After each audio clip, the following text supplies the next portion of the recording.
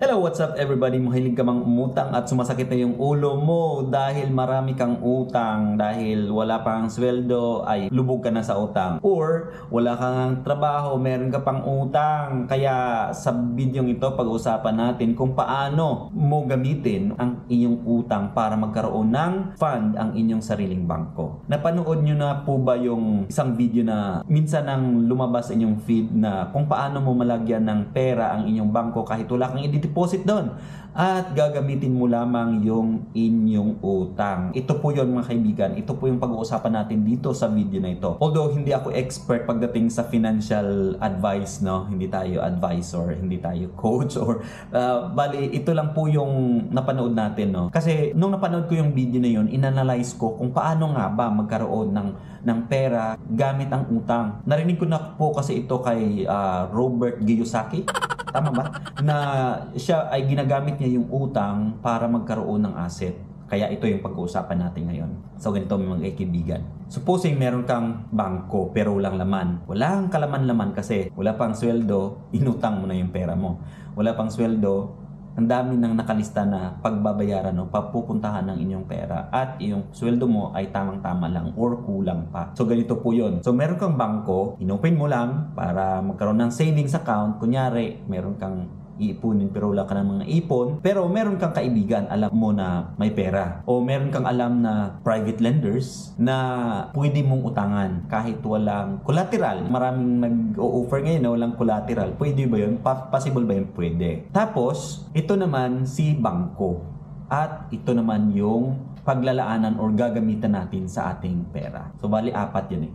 So una, humiram ka ng pera sa kaibigan mo, sa kakilala mo, sa isang private lender, or sa iyong kamag-anak na pwedeng magpahiram sa'yo ng pera na maaari mong gamitin para bumili ng property. Property na pwedeng mag-generate ng income. Okay? So ano po yun? Real estate. Okay? Real estate is very lucrative business in our time. Bakit po? Marami pong nagre-renta, marami pong nagbi-business, marami pong travelers na pwedeng magstay sa inyong property. So ganito po yon. Yung bangko mo walang laman, umutang ka ng pera sa private lender para bumili ng property at ipaparenta mo yung inyong property. Ngayon, saan papasok itong si bangko? Itong si bangko naman, dahil meron ka ng property, pwede kang pumasok ngayon kay bangko at sasabihin mo na, oy, meron akong property, kailangan ko ng development or kailangan kong mag-loan ng pera para pa-develop itong aking property na nabili. Ngayon, papayagan ka ni bangko kasi nakita nila meron kang property, meron kang collateral. Kumbaga, meron silang assurance na makakabayad ka ng loan mo sa kanila. Ngayon, pag naka-loan ka kay bangko, wag mong ibuhos dun sa sa property muna. I-try mong bayaran muna yung utang mo dito sa private lender. Although, pwede mo namang hindi bayaran lahat. Kumbaga, maglaan ka ng percentage kung magkano yung ibabayad mo dito, plus interest of course. Kasi hindi naman pwedeng manghiram ka ng pera na walang interest. Kung meron kang mahiraman ng pera na walang interest, then that's a big blessing. So, napaka big plus na po sa inyo yun.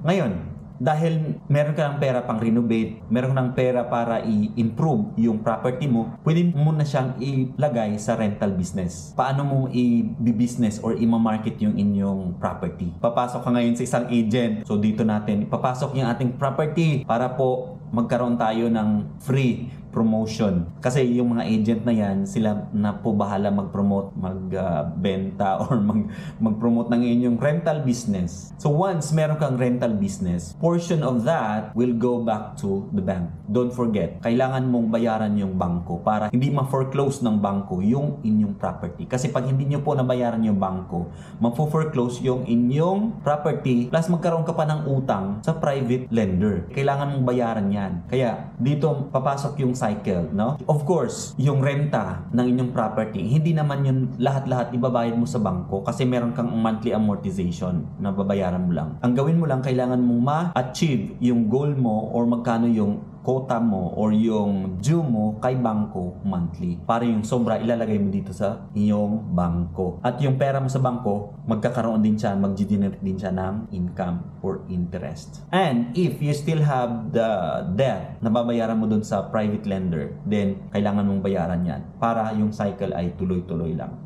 So yun lang po yun. Simple lang, pero mahirap gawin, di ba? Mahirap gawin yan kung hindi mo gagawin. Pero itry mo lang. So yan lang po sa video na ito at maraming salamat po sa inyong panonood. Kung hindi ka pa nakapag-subscribe sa ating channel, please don't forget. At kung nakabigay tayo ng magandang idea para sa iyo, don't forget to subscribe to this channel and please like and share this video para po makatulong tayo sa ating mga kababayan. Yan lang at goodbye. See you next time.